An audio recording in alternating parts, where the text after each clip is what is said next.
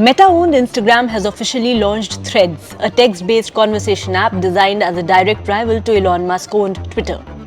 Meta chief Mark Zuckerberg has said that the company's newly launched Threads app aims to out-rival Twitter. The Threads app is available on iOS and Android across more than 100 countries, including India. Zuckerberg claimed that the app has crossed 5 million sign-up in the first 4 hours of its launch. Functionally, Threads is similar to Twitter with some minor differences. You can write short posts of up to 500 characters that include links, photos and short videos up to 5 minutes in length. Your Threads feed will be algorithmic, which means it will be populated by a mix of people you follow and recommended content, much like Instagram now. Twitter gives you the option to toggle between an algorithmic and chronological based feed of only people you follow.